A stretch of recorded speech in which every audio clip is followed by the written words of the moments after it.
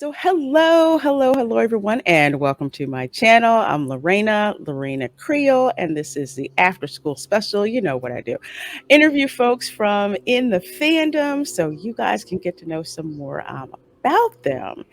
And our guest today, Jacob of Society Reviews from Bounding into Comics, I had the pleasure of meeting in Orlando a few weeks ago. So welcome. Glad to have you here. How's it going? I'm glad to be here. Now we had fun in Orlando last couple of weeks. I already missed the weather because here in Georgia it's pretty cold at the moment. So I think we're about 30 degrees right now, somewhere in there. So Ooh, y'all are gonna laugh because it is, let's see, it is 55 degrees. Floridians are out in puffer jackets, feel like the sky is in falling because it's burkas. gray. Literally.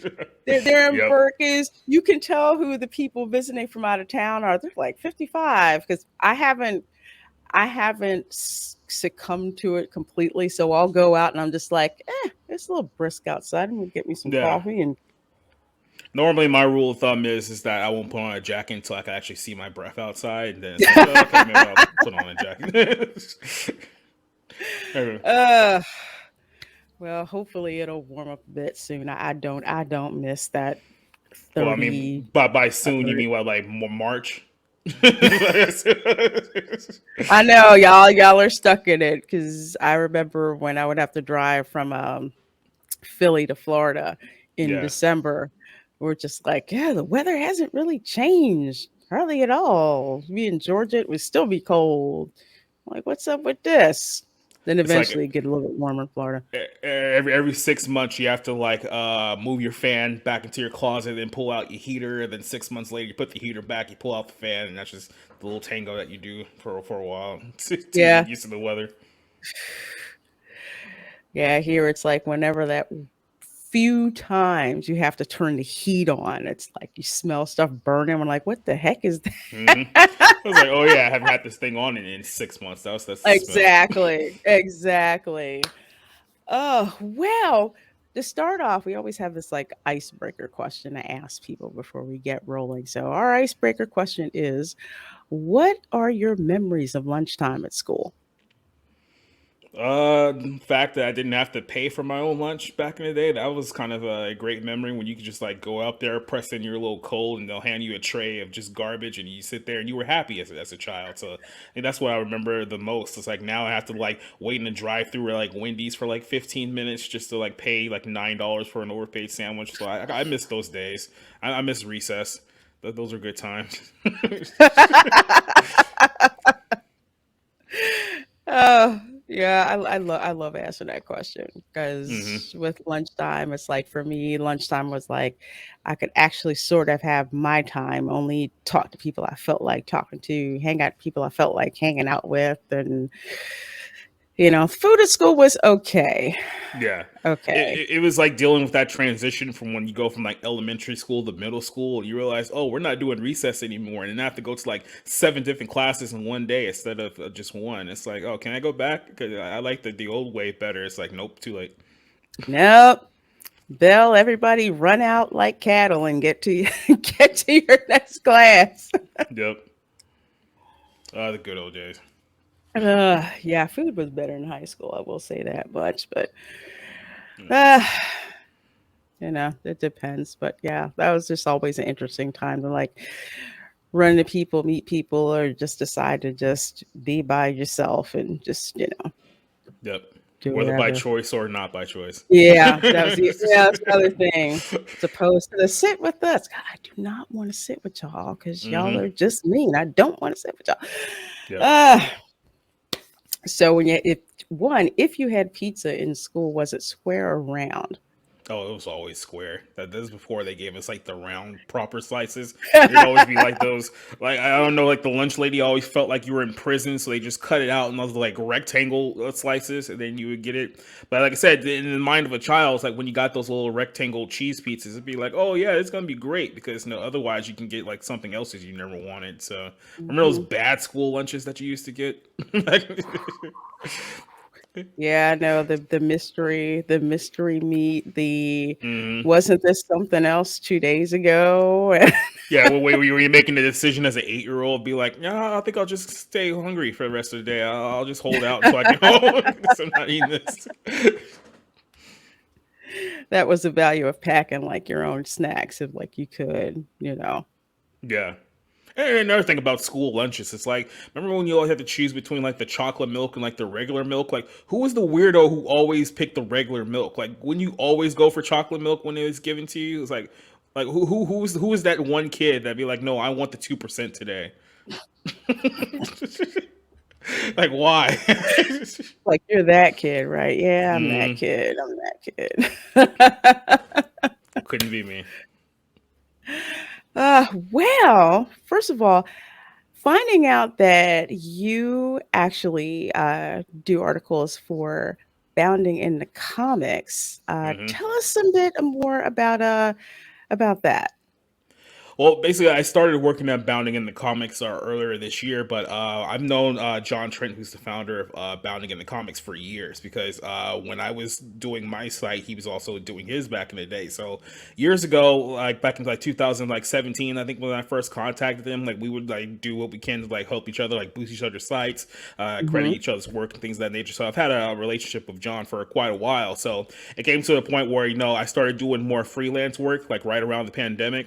So I was Hmm. like, hey, you guys looking for anyone to do like movie reviews? Because I noticed that you guys don't have like, a whole lot of like movie review content. Not to say that there aren't people that do that. It's just that there's not as frequently as we would like. So it's like, hey, want me to come on and do some content for you guys? And he was fine with it. And then here we are, what, 11 months later, going pretty strong. We worked on some great stuff over the last year. I've gotten really know John, Spencer Piccoli, Josh Berger, a lot of the guys behind the scenes there at Bounding. So it's been a pretty fun time there.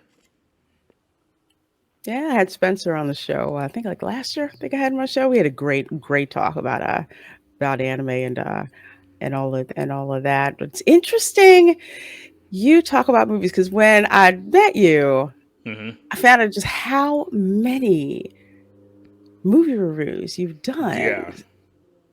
I like on this year right now, and I'm like still like maybe like 4 or 5 movies behind my current pace. So I think I've done about 113 movies that were released in this year. So that doesn't even include like when we do like movie nights on Twitch and things of that nature, and like just other random films that I've seen throughout the year. Those are just 113 films that I reviewed released in 2022 so far this year. We still got another about 6 or 7 weeks left in the year left to go. So yeah, it's That's a lot. nuts. Wow, Yeah. that's nuts. So Is what it? is oh, I'm sorry, I didn't mean to interrupt you. No, I'm just saying, yeah, it's basically like a good pace of about 2 or 3 new releases every single week, on top of all the other crap that I watch too. So I mean, got to squeeze it in every now and then. So so are the movies that you picked to review, is there a rhyme or reason to why you picked them, or it's just like you heard about them and okay, I'll just go ahead and review them? How do you discern with everything that's out there what I mean, movies you decide to review? for the most part, I'm really just looking for basically whatever new release comes out. I look for obviously the ones that get released in like theaters, like the major releases. I focus on those, but I also will find like a lot of smaller budget independent films, like some of the straight to streaming or straight to DVD movies. I'll watch those. I've done a lot of South Korean content over the last few years, so I'll probably Mm. watch maybe somewhere between like 20 to 25 South Korean movies throughout the year. So there's also a handful of like other foreign stuff that I'll watch. So I'm basically just trying to gather like as much movies as I possibly can that really truly interest me. That way, when I do my year in best and worst of the year, I can honestly say that I've seen the overwhelming majority of films that have come out in the course of one year. Nice. I'm gonna have to bring that South Korean thing back up a Oh yeah, little bit later because that's a genre I got hooked into. Well, it's all Squid Game's fault, actually. That's what guess yeah. that was the gateway drug. I know. I was one of the people who started watching. Like, I think the one a couple of years ago that everyone really loved was that Parasite movie, which I watched it and it was like, it's okay. It's not nearly one of the best contents that I've seen, but for people who haven't traditionally like watched South Korean stuff, like everyone like really loved that movie, and that's what kind of got him into the South Korean cinema. So I've been fortunate enough to have gotten into it before that point. So I've gotten to see a lot better films that have come out over the course of the last couple of years. So. Oh, okay. So what are your favorites? South Korean cinema off the top of my Yeah. head. Well, I'll do the one that I've been chilling out this year alone is a film called The Girl on the Bulldozer, which is probably like my number two favorite movie so far this year. And it's essentially a story about a girl who she's like a 19-year-old girl, super hot headed. You know, she works with like her father and her brother. Her father gets into a car accident one day, and then the people who he got into an accident with blames him. So she Mm-hmm. starts investigating. Come to find out that it was the family's fault of her father's crash, and they threw the blame on him. Then her father passes away, so she spends like the remainder of the film trying to essentially clear her father's name. And Mm-hmm. let's just put it this way: I don't want to spoil it for anyone, but the movie's called "Girl on the Bulldozer," and there is a fact that girl on the bulldozer at one point of the film. I would be So yeah, disappointed if I didn't see that. yeah. And that's what the title of the movie is called. Yeah, it's a very, very satisfying film. Probably, like I said, my number two movie of the year Mm-hmm. so far this year. So I definitely recommend that one. Oh, nice. Nice. Yep. Because right now my it's probably cliche, but I really don't care. My favorite South Korean film has to be right now Train to Busan. I love that Yeah. movie. Love that movie. Probably because it's zombies, like I've never thought about Yeah. seeing them, and that wrapped up in the story itself. I thought that was cool. Zombies on a train. Yeah, I mean, that's the one thing about South Korean films. They have like some great innovative ideas there. Like I gravitate more towards like their action movies and like a lot of sometimes their comedy movies because their comedy movies can be very very well done. Like there's a movie that came out I think in 2019 if I'm not mistaken called Extreme Job, and the idea of Extreme Job is that you have a bunch of undercover cops who are working on investigating like a criminal organization. So their cover is they're working at a chicken restaurant across the street from where the hideout is. But then the chicken restaurant starts blowing up, so they spend more time working at the chicken restaurant than investigating the criminals that they were supposed to be investigating in the first place. And come to find out they're better at running a chicken joint than they are at being cops. So. So yeah, that one was like I said. Yeah, you get ideas like that you know you don't really get too much out of like American cinema. There's one Mhm. movie that's on my list to see. I can't say how good or bad it is just yet, but it's called 645, and the idea is that they're at the South and North Korean border, right? It's like the border guards, and one of the Mhm. South Korean border guards wins the lottery, wins like $5 million like in the lottery, but in the course of celebrating, he loses the ticket and it flows over to the North Korean side. Oh, So the North Korean security guards now have his winning ticket. So they're trying to formulate a plan to sneak into North Korea and get lottery ticket back. So, okay. Yeah, that's gonna have to go on the list. yeah. Like I said, I have to see this film within the next week. It's like it's absolutely just hilarious. Like I said, that's the reason why I watch a lot of those films because you know you don't really get ideas like that in modern Hollywood times. Unfortunately, rarely you do. You get like a handful, but I mean it's not really as prevalent as it should be. hmm hmm So that's interesting. Let's get into that point because one of the things that I know that I've noticed that I've been doing for the Hmm. past, I want to say, past maybe about 2 years or so, is spending more time looking at movies that are coming out from overseas Yeah, as opposed to those in America. Like on my channel, I talk a lot about Indian films like RRR. Yes, that was a gateway yeah, drug type of movie that like blew my mind. Went yep. from that to watch KGF 1 and 2, and it would just stun me just how they would take these simple like that seems simple, but the Hmm. story is so engrossing that I wouldn't realize that 3 hours had flown by. Yeah. which is, it's like American movies used to be like that, and they're not like that pretty much anymore. Why do you think that is, in your opinion? I mean, it's a multitude of reasons, especially like over the last decade or so. I think with Hollywood, it kind of goes back to the very start of the MCU, and I think what happened was is that Mm, the business model really shifted in Hollywood over the course of the last 15, 20 years, where the domestic US box office used to be like the cash king for American filmmakers. So when you had when you were in the days where you had like more studios, like at one point I think we had like 31 major film studios. That was probably like back in like the 1980s. And what hmm happened was is that a lot of the larger ones, like your Disney's, your Comcast, like your Universal, they all essentially started eating away at the smaller productions.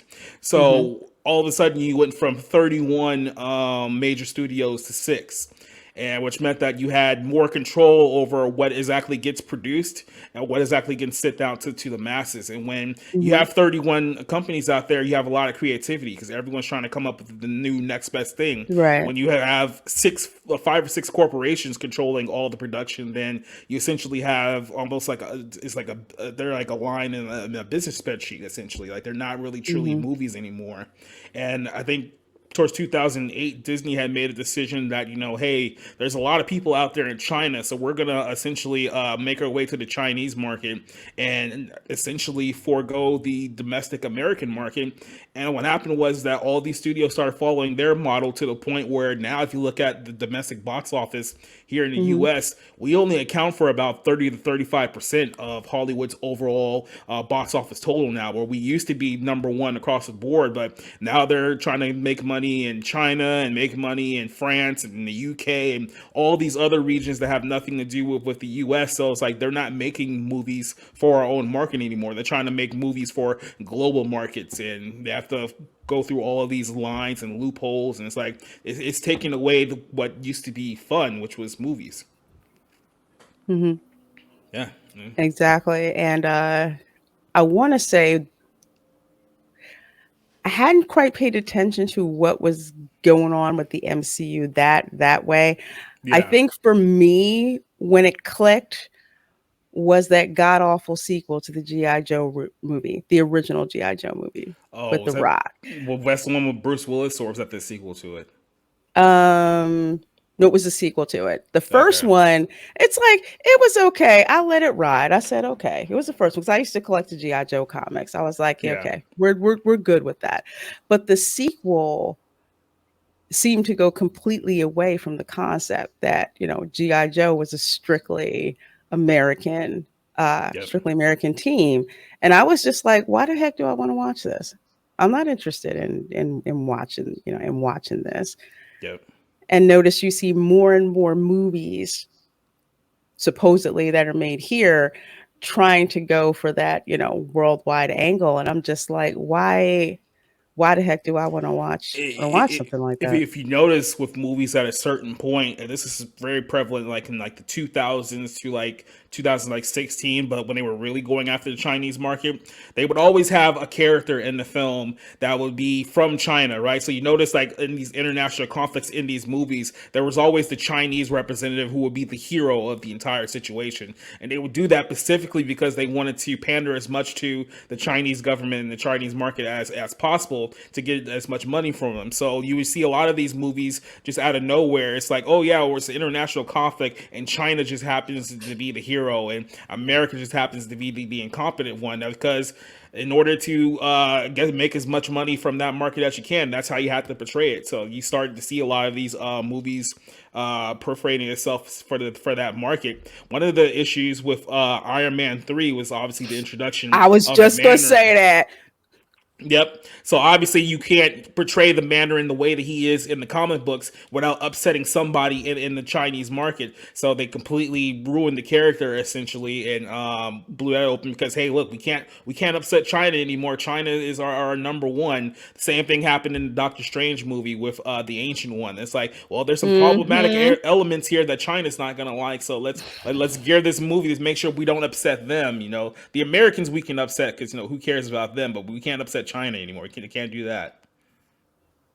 I do. I just thought that was ridiculous. I mean, when I first saw the first Doctor Strange movie, which I did like, Yeah, and they introduced the ancient one, I'm like, what's wrong with this picture? yeah. I, They but yeah, essentially weighed their options, and there was like, well, you know what? If we cast a white woman as the ancient one, there are going to be a lot more Americans upset. But I mean, at the same time, we'll still be good in China because they won't care. So hmm we'll take their side over yours and make a bunch of money and run. I tell you, as someone who watches films, like I just feel insulted when crap like that happen, Yeah, especially with Iron Man. That's really, I want to say, the point where I throw up my hands at Iron Man 3. I'm just like, come on, this yeah, is what y'all do. This is what you do. That's why I love movies like Top Gun Maverick, which yep. made a ton of money without the But Chinese box office. but even then there was the initial controversy because Maverick's jacket had the Taiwan flag on it, and then there was like, well, should we edit that out because that's obviously going to upset China if we have the Taiwanese independent flag on there. Now eventually they did roll that back and put the Taiwan flag in there before the movie's release, which was a smart decision, and they ended up Yeah, still making like $1.5 billion like without him. So it's like, yeah. That should be the model for Hollywood moving forward, but in their minds, it'd be like, oh, people apparently just want more '80s remakes, so let's come out with Friday the 13th number 18. That'll put them back in the movie theaters. or Halloween Ends. Oh God, yeah, did you see that movie? unfortunately. Yeah, the movie that spent the first hour and 30 minutes of, oh, this is going to be the final confrontation between Michael Myers and Laurie Strode, and then it's like, okay, so why are we spending an hour and a half with her granddaughter and this new kid who we just introduced, and then the finale of a three so here's the thing about that movie, right? This is what I've been thinking about. The original plan was that all three of those Halloween movies were supposed to happen in one night. So the third movie was supposed to be the conclusion of what happened at the end of the last one, which I believe was Halloween Kills. So Yeah. they decided when the COVID hit that, okay, you know what, for this last one, we'll move 5 years into the future and not follow up on the premise that we had started all along, which is like, okay, well, why would you do that? Well, if they were going to do some stupid love angle about her granddaughter and this new kid who we just introduced, it wouldn't make any sense whatsoever to have her start a love interest with someone on the same night that her mother was just killed brutally in the same town. So it's like you couldn't have that angle at all. So it's like, either we were gonna have to rewrite the movie entirely, or we'll just jump 5 years in the future, pretend like the second movie didn't happen, and they chose option B. So that's why the movie sucked. That it doesn't even deserve to be a horror movie. No, I oh yeah, I I just watched this just like you've got to be kidding me. The main thing that I took from that movie was grab fear by the tits. And yeah, you remember yeah, that line? I yep, said, I can't believe they're freaking saying this. It was, and I went back and watched the original Halloween. Well, first of all, I needed a palate cleanser, so I had to go watch The Black Phone, which was actually a really, yeah. really good movie. I That actually one's liked The actually Black good. Phone. That was good. Went back and watched Halloween. And for like an hour and a half in that movie, you see Michael Myers established as the crazy stalker that he is. He's like always Yeah, lurking in the background. And in this movie, he's a swamp hermit who yes. somehow possesses people now. So he grabs boy's shoulder. It's like, no, now he's possessed by evil. It's like, Hmm. okay. I guess we're just establishing that in the third film of a trilogy that now Michael can possess people because he's super evil. It's like they kept like teasing like this supernatural element with Michael, because even in like the second film it was like, oh no, the more people he kills the stronger he gets and something like that, like he's some like supernatural being. But then the ending, it's like, okay, he just turned him into the ground beef, so how Yeah, I supernatural was he? just threw him in the wood chipper. Didn't they do that in Yep. I want to say not leather. Was it Leatherface? Was it Ooh. Leatherface or was it the remake of the Texas Chainsaw Massacre? I It was haven't one seen of I haven't seen those. the remake, so if it was in that one I Oh, haven't seen it okay. yet. Okay. Yeah, it did. Yeah, you ain't missed nothing. That's basically where they ripped it off from. Yep, there you go, or a Ugh. lot of ideas. as my good buddy the vet always says, it's like Hollywood's done. They every idea that's already existed, they've already done it. So now they're just finding new ways to chill out the same old crap. So good times. Tell you. Uh, uh. So I have a question about movies. So what exactly? It's kind of cliche to say what made you fall in love with movies, but pretty much since you do so many movie reviews, what is it about movies that draws you to them? I mean, I just kind of like the idea. I mean, I've always just been like a fan of like movies in general. Like even when I was a kid, I all grew up kind of watching like '80s movies, '90s movies, even like going back to like the '70s. And I kind of like just the style format of being able to tell a story within what I would prefer to be a 90-minute to 2 hour frame. Now, there's a lot of movies come out very recently that decides, oh no, we can do 2 hours and 45 minutes. And know what? We can do 3 hours and 15 minutes because this story is going to be so amazing. So keep in mind, for any of you guys going to go see Avatar 2, that movie has been confirmed that the runtime is 3 hours and 15 minutes with no intermission. So it's almost like a hostage situation now. But God, God, I can't. Unfortunately, I will be seeing that, but yeah. But I mean, generally being able to like kind of create your own world and tell a story in like that 90-minute to 2 hour time frame, it's just like, yeah, I mean, there's nothing better than like a good movie when it like truly hits. You know what I mean? Like Mm-hmm. there's only three ways that you can take a movie after you leave the theater. Either you absolutely love it, either you absolutely hate it, or that you're so indifferent towards it that you completely forgot you saw it after you watched the other theaters. That's the only way you can take movies. So ideally, you want to have at least one of the two. I mean, you can have a movie that's so bad that it's still good, or you just have a movie that you absolutely despise, and like whenever someone like brings it up, it's almost like a demon hearing like the word of God, like near you, just like shh, just like start hissing, and spitting at someone. Yeah, that's kind of how I felt like after watching Thor: Love and Thunder. Oh yeah, that one's on my top 10 worst so far. It's on the bottom end, but it is on my worst movie. Here's the thing too, and I don't think anyone picked up on this when I heard it, but I really don't think that Chris Hemsworth likes Taika Waititi, or as I like to call him, David Cohen, because that's his actual name. But like, there was an interview right as the movie came out. I think it was like the week or two of the movie was getting released, where Mm-hmm. he said, well, Chris Hemsworth, Thor, in the interview said that, yeah, this is the type of movie that a 7-year-old would make. And I heard that line like verbatim. It's like, I don't think he likes this dude, and no one else like picked up on that at all. So it's like now all of a sudden you starting like to hear things he's saying, like he doesn't want to work with like mad genius directors like anymore. It's Yeah, like, let me pull that up there because I saw that, and I think I do remember that one mm-hmm, interview where he said, not working with him, because he was anyone who acts like a 7-year-old. Because yeah, when I left Thor: Love and Thunder and I came back online and people asked me about it, I said Taika Waititi needs to not ever direct another movie, yeah, ever, no, ever. not at all. And here's the thing: I've never been a big fan of his. The first Thor movie, I mean, not the first Thor, I mean, the third one, the Ragnarok, the one that he directed. I guess that Hmm. was the best Thor movie by default because the other two just simply weren't that good either. But it's like, okay, fine. If you want to do like a more humorous take on Thor, I mean, I guess considering the first two. But then he also did a movie, I think like a year after that, called Jojo Rabbit. You ever heard of this movie? No. So Jojo Rabbit has like it's him. He's playing a fictional version of Hitler in the film, and it's set in World War II. And it's about like a 10-year-old kid who kind of like idolizes like Hitler because he has like this childlike vision of who Hitler was.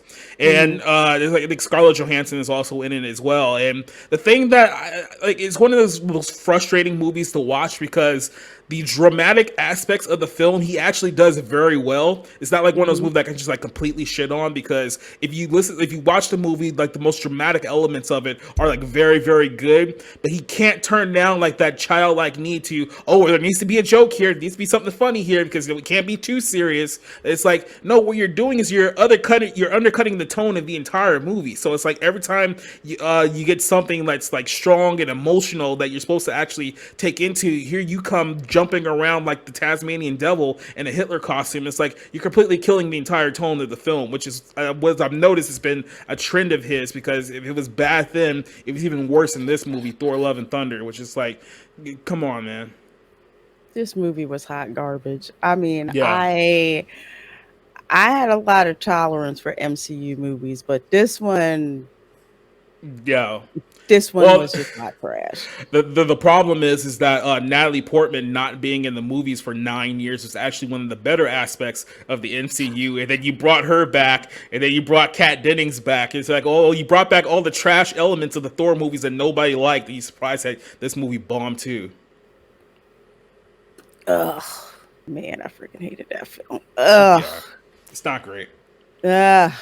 So And what then are? Oh, sorry, go ahead. Go ahead. I was just going to ask real quick that the whole ending of that film, which no spoiler, it's been like 4 months. You haven't seen this on you. Mm-hmm. So obviously the ending is that Thor's new sidekick is some little girl called Love, right? Yes. And here's the thing: if you didn't know this beforehand, the little girl in the film is actually Chris's real life daughter. So when you understand it from that context, it's like, okay, I understand him wanting to have like a scene with like his daughter that they can like live like on screen and whatnot. I can understand why it was important for him, but in the Mm-hmm. context of the movie, it made absolutely no sense whatsoever. None. No, so if you didn't know that that was his real life daughter, you're just kind of sitting there like, okay, this is just dumb. Like Thor's now just going to be like the stepdad of like some little girl. We're supposed to take this seriously. It's like there's no rhyme or reason for it like whatsoever. So that's just another reason why that whole film fell apart. Not to mention the fact that it just wasted Christian Bale as well. So Yeah, I felt bad for dude. I was just like, I'm so sorry you're stuck in this garbage.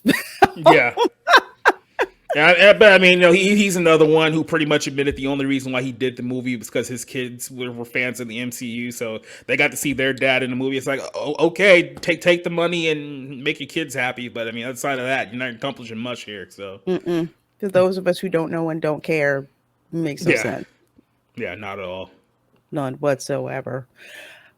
So what are your top three worst movies? Like This you year, wouldn't wish it on. Oh God, man, yeah, yeah. You tell you what, we'll go with this year, and then we'll go with of all time for you. So this year, which three?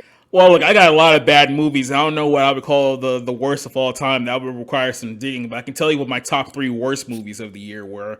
My third worst movie of the year was one I just saw this weekend called The Menu, which was a black comedy, supposed satire film where the whole premise is like a bunch of rich elite people go to this super exclusive restaurant and Mm-hmm. to get like this food served by this world class chef, and essentially the chef just goes completely insane and starts killing everybody during the course of the film. And it's supposed to be what they're describing it's supposed to be a satire of how I guess crazy rich people are, or something like that. And I found out the day before I went to go see this movie that Adam McKay was the producer of this film. And Adam McKay was also the director of the film Don't Look Up, which was another satire on climate change.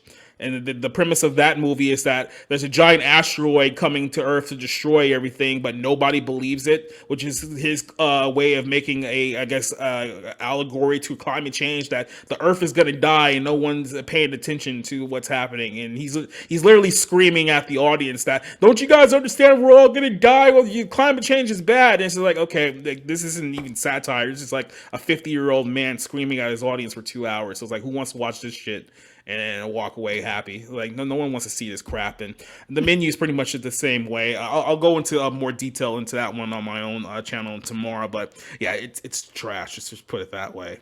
So that's number three. Okay. That's number three. Can I just say Armageddon did that better? Anyway. Yeah, or literally any other movie. I'll take Deep Impact at this point. Oh, I still refuse to watch that. Anyway. Yeah. So number two was a film that was on Hulu called Not Okay, and I believe it's Zoe Dutch who's the actress in that film.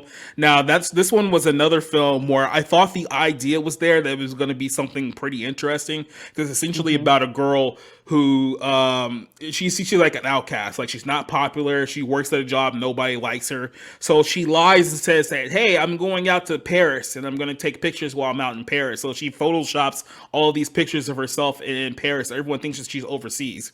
Well, what happens is that a massive terrorist attack happened when she was supposedly in Paris. So she essentially Mm-hmm. had to lie and tell people that, she survived the terrorist attack in order to gain popularity. And in the course of doing this, she befriends a girl who was like a school shooting victim survivor or whatever the case was. So Mm-hmm. the story is kind of like about them and learning like the way the wrongs of her doings and things of that nature. But here's the problem with this film, and I'm not sure if you know this in a lot of other movies, but maybe you guys know this too, is that Hollywood, especially modern writers, do not believe in the idea of redemption. They just don't. Mm. So when you have a character who admittedly has been either a bad person or has done bad things or simply made mistakes, they don't believe in giving that character a redemption arc where they atone from their mistakes, they atone for their bad behavior, and become a better person because of it. So when she reveals that, hey, look, the whole thing was a hoax. I wasn't in Paris when this thing happened. I just took advantage of it. The entire world basically just shits all over her. She just says, you're a terrible person. You don't deserve forgiveness. You're just another horrible, progressive white woman and all these things. And then the Mm-hmm. ending of the film is the school shooting survivor doing like a 5 minute like slam poetry bit where she's just like dunking on this girl even harder than everyone else has. And then the end is she just walks out, goes out of the theater, and end credits. And I'm like, what the hell was that? That's the ending for the fucking movie. So it's like she doesn't get like any kind of redemption whatsoever. She's just a bastardized human for the rest of her life until she kills herself. That's the takeaway that I should have with this fucking movie. So that was probably my most hated film of 2022 this year was that film, a film called Not Okay. I don't Wow. even like that one. That one made me hot for quite some time. Just the way they decided to end that whole movie. So that's number two. Okay. so I'm like, what's number one? I can't wait. so then number one, my most hated movie of 2022 is a film called Bros. Have you heard about this film? Yes, I've heard about it. Yes. So I think we all know the story about Bros. Billy Eichner, who is what I like to call a giant bag of douche, decided that he was going to make a movie which he marketed as the first gay rom com in 100 years by a major studio, even though that's not true at all. That's But, not true. but that's the way that he Wow. marketed it, right? So he goes out there and he makes just this complete like 2 hour movie of just nothing but pure degeneracy. And it's like, keep in mind, he's trying to portray the LGBTQ community in a positive light. And in the course of doing this, he introduces the world to things such as like thruples and gender reveal gay orgies. And I think there's probably like 3 or 4 gay orgy scenes within the movie. Keep in mind, this is like supposed to be like a romantic comedy where it's like a love story between like two guys, but they're having sex with basically everybody in town throughout the course of the entire movie. So you have to like sit there and like digest all of that stuff. And then towards the end of the film, he decides that, oh, I want to make a statement against Rob DeSantis in the state of Florida by saying, oh, I'm going to make an argument about why kids should be groomed into this lifestyle that I portrayed as nothing but degenerate for the first hour and 45 minutes of this film. So he tells this story to this character. Keep in mind, the character was like the mother of the guy who he's dating, who keeps in mind knows her son is gay, has no problem with it. They're out there like on a date, and it's like, yeah, I'm a school teacher, I'm an elementary school teacher, but I don't think we should be teaching kids, this type of stuff at such a young age. I don't think it's appropriate for them. And Billy Eichner, being the guy who he is, just can't let that go, and explains to the woman about the story about how his parents took him to a sex show where he saw 7 penises, and he emphasized the fact that he saw 7 penises over and over again at a young age. And it's like, well, seeing that helped me in my age. It's like, no, Billy, it didn't help you because you're 43 years old and you're still having sex with random men on Grindr, single in New York City, completely miserable. Don't use your life as the measuring stick of, oh, well, see, it worked for me, so it can work for everybody else. So yeah, that whole film left a bad taste in my mouth too. And then of course about a few weeks after that, I got banned from Letterboxd because of my review that I posted on Bounding and on my own site, which are both still up as we Mhm. speak. I pretty much posted the same review that I posted in both of those, word for word, and I got banned for promoting hate, promoting discrimination against protected groups of people, and blah blah blah, and yada yada. So tried to appeal, they denied my appeal. So after reviewing almost 1,000 movies on that platform, they decided they was going to nuke me entirely because I made a bad review of the film Bros, that a film that, keep in mind, nobody saw, because I think this move, last time I checked, it only made like $15 million on a $22 million production budget after like 6 weeks, which means that Mhm. absolutely nobody saw this movie and no one wanted to see this movie. Nope. So Especially when people were going out in the press and saying, if you don't see this movie, you're yeah. homophobic. It's just Hmm. like, no, we just don't want to watch bad, crappy movies. It has nothing to do with your sexual orientation. There's plenty of movies out there that have LGBTQ angles that are actually freaking funny. Like this movie, because it bombed so horribly, that says that not even gay people want to watch this movie. And I have a No. friend of mine's, and I have a friend of mine's who I do the movie review show with every Monday, and Mr. Rick Aragon. He said that his gay friend was supposed to go see the movie with him, and his Uh-huh. gay friend backed out at the movie at the last minute because even he didn't want to watch the film. So it's like you're sitting over here blaming straight people because your movie bombed. It's like, I have a newsflash for you: everyone thought your film was terrible, and no one wanted to watch it. So that's my number one for now. Yeah, that was a bad one. Everything Yeah, that I heard about it, gay people like, no, I don't think I want to go and see this movie. And yeah. just a disingenuous angle of saying because it's an LGBTQ movie, you don't want to see it. Again, Mm-hmm. it's just like if you have a good story, if it's interesting and people want to watch it, it really doesn't matter No. what the sexual orientation is at all. I had so many people contact me after I posted my review on Bounding, asking me, gender reveal gay orgies, is that actually a thing? It's like, yes, in the film, there is a gay couple who I guess successfully got adopted a kid, and they decided they were going to celebrate by having a gender reveal gay orgy of their kid that they adopted. And I'm thinking to myself, okay, well, that's a mountain of red flags right there. I hope the person from the adoption agency doesn't hear that, because I don't think that's the message that you want to put out there. Keep in mind, this is him. Like I didn't write this. That's he put that in the movie. Like if I had put that in the movie, you probably thought that I would be like a giant like bigot, hateful, homophobe, Nazi or something Mhm. like that. But it's like, no, he wrote that, not me. Goodness. Oh man. Yeah, Ugh. Whew. Yeah, that was crazy. yeah. I And just shocker, people didn't go take their families to go see it. mhm. It's a wonder among worlds of why that happened. I want it makes it's kind of a rhetorical question, but it's interesting. Why is it that Hollywood will make movies like this, Hmm. not for entertainment value, but for activist value, so to speak, and then get annoyed and angry when people don't want to see it, and then will try to shame you into Yeah. uh into seeing it. It's because, like I said, they've kind of such a stranglehold over the entertainment industry now. Because, like I said, if you look at how Hollywood is built now, you only have like four, maybe five major corporations now that pretty much control everything that you watch. So it's Disney, NBC Universal, Sony, Paramount, and maybe what's the other one that I'm thinking of?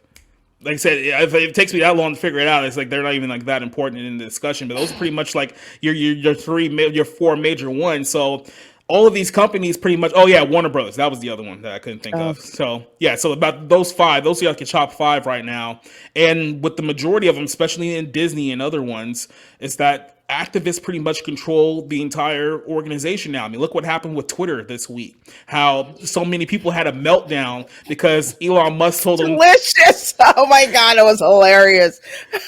Elon Musk basically told Twitter employees that you got to come to the office for 5 days a week, and we're not paying for your lunches again. And about 1,500 people quit just for those two demands. So it's like, and you think to yourself, that's the way that a lot of these organizations work now. That's the way that Disney operates. That's the way that Comcast operates. Google, Mm-hmm. Apple. That's how all of these major corporations act. So and these are clearly people who are not capitalists in their mindset. So they're not trying to make a movie that's going to make a whole bunch of money that people want to see. These are people with socialist and communist mindsets. So it's like, no, we're going to give you what we think that you want, and then if you dare reject us, because this is our agenda that we're pushing down your throat. So if you reject this, that means you're rejecting us. So if you reject us, that means that you're a racist, a sexist, a islamophobe of whatever variety you want to throw out there. And here's the problem: you can't guilt people into giving you money. That's never going to work. So you're asking people during a time of hyperinflation and in a recession to spend $20 on your absolutely abysmal crap that you want to hold them hostage for 3.5 hours, and then tell them that, well, if you don't like what you just saw, then you're an Islamophobe. It's like, well, how about I just not go? How about I just stay home and keep my money? And that's the problem that Hollywood's having right now. Is that people are like, no, we're done with this. Like, stop. Like Disney is pushing another like LGBTQ kids movie that's supposed to be coming out next month, only just 5 months after Lightyear completely Oh, bombed. Strange World. Yeah. I mean, they did this 5 months ago with Lightyear, where they tried to push a lesbian relationship in that kid's movie. And then when people Mm-hmm. rebelled against it, Chris Evans came out and said that anyone who doesn't like it is an idiot and a dinosaur who's going to die out. And then guess what happened? His film bombed and lost like $200 million. To Jurassic Park, Yeah. Dominion, which was a Absolutely. dinosaur movie. No, they straight up lost the Minions. People were like, okay, I'll just take my kids to Minions instead. And that's what So, I did. I took my nieces and nephews to go see the Minions movie. yep. They loved it. I thought it was hilarious because I had to watch the rest of those movies from the beginning, with Yeah. them. I asked them about Lightyear, and they're just like, "That's not Buzz Lightyear." Yeah. Because the Yeah. kids aren't stupid. I mean, I'm at the parks, and they finally have the characters back out and about in the parks. So they have Buzz Lightyear out there. Hmm. Huge line. I hear people saying, "Yeah, Tim Allen Buzz Lightyear. That's the Buzz Lightyear we want to Yeah. see." Yeah, but we can't have Tim Allen because he doesn't share our politics anymore. So Yeah, we he's have to erase him from. problematic. Yeah, we have to erase him from history because he made Last Man Standing, which is a show that mocks liberals. We can't have that. Nah, I love that show. Hmm. Especially like the first like 4 seasons that were actually like on like ABC were great because it was almost like he just kind of got away with like so much stuff that you couldn't get away with for like all the other shows until people Hmm. start catching on to it. But and that's the other thing too. Like when shows like that do become popular, because that show at one point had like it was like one of the highest rated shows like on network television at the time. But because it didn't have like the right politics, they pretty much squashed it. And there was another story we covered earlier this week about a show called Yellowstone. Have you heard of Yellowstone? You ever seen the show? Have not seen it, had heard good things about it. I just Yeah. haven't gotten around to seeing it. There's the guy who's created the show called Taylor Sheridan, who is, for my money, the best screenwriter in Hollywood right now. He's done so many great movies. He did Hell or High Water. He did the first two Sicario movies. The Ooh. Angelina Jolie movie that came out not too long ago. Those Who Wish Me Dead. He did Wind River with Elizabeth Olsen and Jeremy Renner. Like he's done like some really great movies. So he did a TV show for Paramount, and it's kind of like a Western movie, which has like conflicts between like the ranchers and Native Americans. The best way I can describe it is like Sons of Anarchy on horses. So if you like Sons of Anarchy, you'll definitely probably Which like I this show. did. And the show was super popular. Like I think they just did a season premiere not too long ago, which did like 10 million viewers on Hmm. cable, which is unheard of for anything outside of like football to do that many viewers on cable these days. But because in the eyes of some people, it's not woke enough, which means that it must be a conservative show. It must be a show for people who watch Fox News. So the guy had to come out and like defend his show. It's like, really, you guys are thinking that this is a Republican show? Like, what are you, fucking nuts? Like we're talking about like the oppression of like Native American people and like land ownership, and you guys somehow lobbied that into, oh, that must be for Trump supporters. It's like, what are you guys doing? It was just- It's ridiculous. It's almost like Interview with the Vampire. Yeah, The movie I absolutely loved. I thought that was a cool movie. So the series comes out. So I'm like, okay, let yeah, me check it out and see what it's like. It was so much identity politics in that thing. I had to turn it yeah. off. I'm not interested in seeing that. Yep, and that's honestly why I generally don't watch television like anymore. Like I'll watch like a couple of shows like based on like recommendation. Like I'll watch like Cobra Kai. A lot of people said you have to watch Cobra Kai. I watched Cobra Kai. I do like it. I do think it's a good show. There's another if you're into South Korean shows, there's a Netflix show called Tomorrow, which is essentially about a group of Grim Reapers who try to prevent people from committing suicide. So it's a very kind of like dark but powerful Hmm. show that deals with like a lot of like powerful themes. It's only 16 episodes. It's not very long. It's like an hour each, but it's one of the Yeah. best written shows that I've seen in quite some time. And I was like, yeah, this is the television that I would watch, but I'm not gonna watch like season 28 of like Degrassi or anything like that with a bunch of like I'm just not gonna fucking do it. No, that's Yeah, nah. so that's why I also prefer movies versus television as well. Because if a movie sucks, it's only 2 hours. If a TV show sucks, it can go like 7 seasons. So that's a lot more commitment that you're asking me to eat up. It's like I tried to do that with Batwoman. I said no. Mm-mm. Yeah, no, not at Mm-mm. all. If I Not keep even watching this, I'm gonna take a hostage. speaking of Batwoman, you know Ruby Rose, who was like the original Batwoman on that CW series. You know what her Hmm. best role is to date? Her best movie role is in Which the one? film John Wick 2. You know why that's her best role? She doesn't say a single line in the entire movie.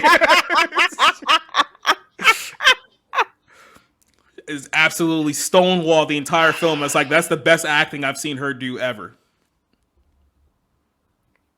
Yeah, that's Tragic. yes.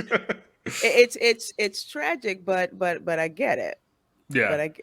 I get it. I mean, I sadly enough, I think I actually preferred her acting to Javicia Leslie's acting. Yeah. That's scary enough, in itself. But I get what you're saying about television, because it used to be that television was King. like yeah, it was like fertile ground. You had, I mean, shows that people, and this was back in the day when shows were scheduled at a specific time. People were right there to watch it at that particular time.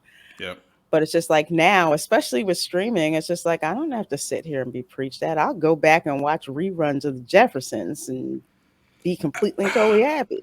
I think part of it is just like you just don't have good writers anymore. Like you just don't. I mean, you That kind of look too. from the era from in the 2000s where we had shows like The Sopranos and The Wire and Sons of Anarchy, and you Hmm. had like shows like Burn Notice, Walking Dead when it first started. Like all of these TV shows, Breaking Bad, that cultivated like an audience and had like massive followings. They were well written shows, and in the course of 10 years jumping ahead now, it's like we just get crap. Like we get abysmal television shows that'll be on Netflix for like 10 episodes and they'll cancel it because, oh, no one watched it. No, Oh, no, shocker, no crap. one watched it.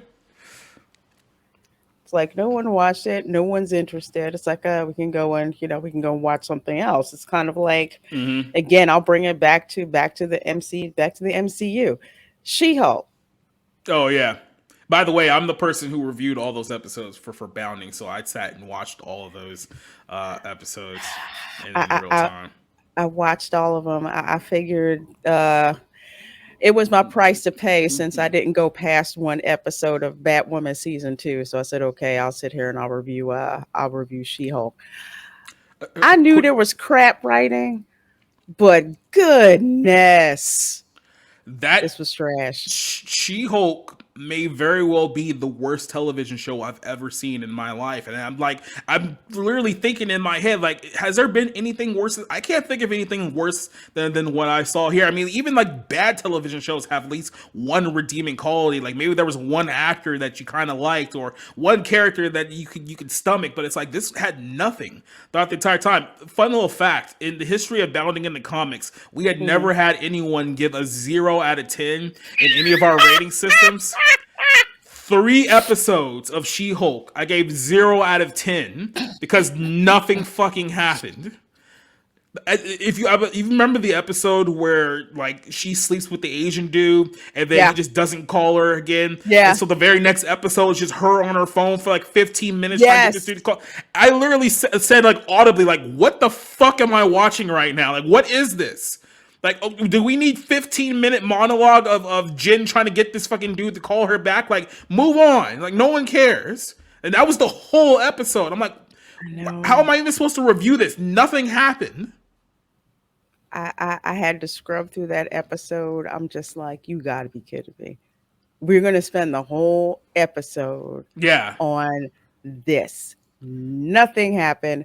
We don't care about this chick. It'd be different if it was somebody we cared about. No. If they made a character we actually cared about, then we want to see this filler type of episode. But it's like you gave us this unlikable character, which nobody really likes, but you decide to use it as a self insert and then get mad when other people don't like it. They made her unlikable from the jump. Like from the jump, they made her unlikable. You're talking down Hmm. to Hulk, who's only trying to help you, and you're talking down to him, talking about that somehow because you get catcalled in New York City, that your life is harder than the guy who had to be on the run for like the last 20 years of his life because he was a danger to other people. It's like, how do you even make that justification? You can't. You It- can't. I said you just can't. You just can't. The people yeah. writing this show had one agenda, and that was basically just to make men look bad. Yeah. And I then don't like that shit in a nutshell. in the final episode, you got to see the writers' room. So all those people in that room were the legitimate writers of the show. And I'm like, Yeah, oh yeah, this is why this show sucks. it made complete and total sense. I'm like, so it's you idiots. Yeah. It's like they're all people who just need like a smooth smack in the face and then a backhand for good measure. Like that's all those people need. But hey, if you guys didn't like She-Hulk, next year coming to Disney Plus, there's a series called Echo about a Native American deaf one-legged superhero who may also be gay as well, and she has her own series coming to Disney Plus next year. So get ready for that one. I didn't even like that chick in Hawkeye. Oh, by the way, she is actually deaf and one-legged in real life. Not to mention, before Hawkeye, she has absolutely no acting experience whatsoever. She wasn't on like an episode of like How I Met Your Mother 10 years ago. She had no acting experience at all, and they gave her a And show. and people wonder why we're just like, why the heck do we want to watch this? Yeah, like why would we even bother like wasting time with this? Why, yeah, why waste the time looking at? Mm, But they think this is the kind of stuff that we want to watch. And yeah. when they hear opinions from people who are just like, no, I don't want to watch that, then they call Hmm. you everything they can in the book, or they call you, that you have internalized misogyny or whatever the frick that means. No, yeah. They'll find some way to shame you into not watching their other garbage. But it's like, yeah, you can say that until you're blue in the face. I'm still not going to do it. So, Mm-mm, like your no. move. Yeah. Oh, by the way, Mm, they're also trying to get people to be like, well, no, that series is going to have Daredevil and Kingpin, so that's going to be your reason to watch, right? No, no, no, you no, had your chance. I no. didn't like what you did with Daredevil and Hmm. in She-Hulk, although I will say that actually made me go back and start watching the Oh, original I did the Daredevil same too series. because I was working on like a separate project and I actually went back to watch like season 2 of Daredevil. The scene, if you guys haven't seen it, definitely need to check this out on the Netflix series. Is that the scene where he's on the roof tied up and he's talking to Punisher and they're having like this giant argument about like morality because Punisher is basically killing like every bad guy he could possibly see, and Hmm. Daredevil's telling him you can't do that because there may still be good in people. They may have a chance of redemption. It's like it's one of the best written scenes that I can remember in like the last 10 years, especially for like a TV show. And it's like we Hmm. went from that with those writers in the course of what less than 10 years to what they did to him in She-Hulk. And then you wonder Walk why of people think that shame. this stuff is crap. Yeah, Like, absolutely. yeah. Ugh,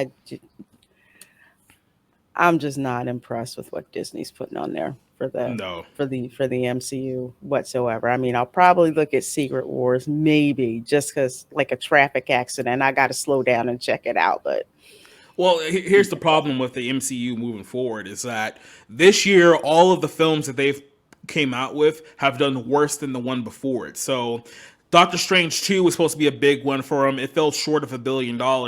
Then they came out with Thor Love and Thunder. That film only barely made a profit because their break even was like 700 million and only made like Mm-hmm. 750, right? So now you have Black Panther Wakanda Forever, which right now is trending below Thor Love and Thunder, which means that they're probably not going to do another Black Panther movie because this one's Mm-hmm. underperforming and they don't really have a Black Panther to begin with. So now all of a sudden, all the eggs are in the basket of Ant-Man 3, which comes out in February, right? And they've Mm-hmm. already told everybody that, hey, Kang is going to be your next big bad villain. He's going to be your next Ultron Thanos level villain that's going to take over the entire world. So he's going to be in Ant-Man 3 as well. Well, if people don't see Ant-Man 3, if that one does worse than Wakanda Forever, and that's the guy who you're going to build the course of the MCU over for the next 3 or 4 years, what do you have moving forward that's even going to make anyone interested until, oh yeah, we're going to get Secret Wars in 2026, you guys, just wait, it's going to be great. It's like, who's even going to care at that point if they've already rejected your Thanos level villain 3 years before that movie even comes out? Yeah, and I happened to see that trailer in the theater before Wakanda Forever. Yeah. No one was moved No. at all. At all. I'm looking at this trailer like, why the heck should I care? I mean, I watched the first two Ant-Man movies. I didn't think I was going to be interested in watching it, and I was pleasantly surprised when I went Yeah. back and watched it. The trailer for this, no, I And you know, to be fair, mm-mm. The Ant Man movies have been decent. I mean, don't think anyone's had a problem with those movies, but I mean, he's not like a major like character that they want to like play him out to be. He's just kind of like a mid tier like Marvel character that it's like, oh, I Yeah, can go watch that movie and enjoy it, but it's like I'm not gonna like run out of my home to be the first person to go watch that film. So it's like here you are in Ant Man 3, and this is what they've been doing with a lot of these films. It's like, okay, well, obviously the steam is running off a lot of these characters, so let's put another character in that movie, so that way people will be more interested to see it. So with Doctor Strange, oh, let's put Scarlet Witch in there and make her the villain. That's gonna make people want to go see that movie. Oh no, and Thor, it's like, oh, let's bring back Natalie Portman. That will draw people. That'll put butts in seats. And now even with Wakanda Forever, it was like, hey, name more. Let's put him in Ironheart in the film. That'll make people like, they keep trying to like front load all these movies with all these characters. It's like, dude, it's not working like anymore. Like, you're gonna have to accept the fact that either you need to stop putting these $250 million budgets on these films because you're not going to make that return back with these mm-hmm. massive budgets, or you're going to have to figure out something else, because this whole thing of, oh, we'll just watch 3 movies a year and people are going to love it, that's not working anymore. And next Mm-mm. year doesn't look any better than this year, because next year you have Ant-Man 3, you have Guardians of the Galaxy 3, which is going to be the final one for them, and then you're going to have the Marvels, which is essentially Captain Marvel 2. So Can't. I can't. yeah, Get with that movie. it's just like, Mm. I don't know what you guys are gonna do, and making all of your heroes women and replacing all the men with girls. That's not gonna help your case here. So I don't know what to tell you. Mm-mm. Nah. Ugh, it's going to be interesting watching all this crashing and burning coming down with next year. Because for once, I cannot believe I'm actually saying this. There is nothing on Marvel slate I'm interested in seeing. No. Ad flipping all. But to change it back to something a bit happier, what are your top three movies from this year? Well, obviously, I gave you guys talked about the first two. So obviously, RRR is my favorite movie of 2022 this year. I don't think there's going to be anything that beats it in the next couple of weeks. There's only one movie that I'm kind of interested in, but even then, I don't see it beating RRR. This is a movie that it used, like I said earlier, it used to be the movies that we used to make, movies that were actually like fun, cinematic like experience where you could like go in and like enjoy yourself and actually have a smile on your face when you leave the theater. It's like, it's over the top, it's completely ridiculous, but it's like one of those films where it's like, yeah, it's just fun and people loved it. So, and the storytelling was great. So like I said, that one is my number one going away. We already talked about The Girl on a Bulldozer. That's my number two movie on the year. I mean, like I said, it's literally in the title. It's A Girl on a Bulldozer. Definitely go see that one when you have a chance. And then I say number three is probably Top Gun Maverick. It's probably my number three movie of Mm, the year. So I mean, that's it's pretty much been the only movie that anyone has wanted to go see this year. I think it's the only movie this year that has made $1 billion at the box office, like the only one. And all the movies that have been released this year. So that just goes to show you how much that movie connected with people versus all the other crap that people have tried to push out. Yeah, especially in the beginning of the movie, which I did not expect. First of all, I had been trying to see Top Gun Maverick for weeks and kept feeling awful that I couldn't go and Hmm. see it. Like, dang it, I need to go, I need to go to see this movie. And you're there to go see the movie, and the first thing that comes on the screen is Tom Cruise in a theater thanking everybody Yes. for coming to see his movie. I'm like, I have never seen anything Because like that.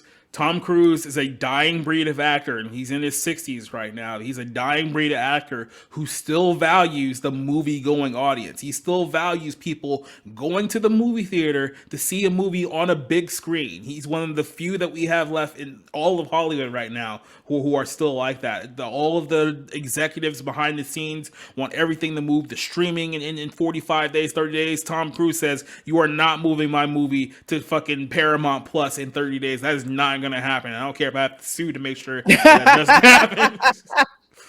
Like, we're keeping this baby in theaters for damn near 6 months, and people are still gonna go watch this because that's the only movie that interests anyone to go see. Man, I wish I could have seen RRR in the theater Yeah, because that it would was that's a movie that's made for IMAX, right? totally made for IMAX. Oh, and they finally have an English dub out on Netflix.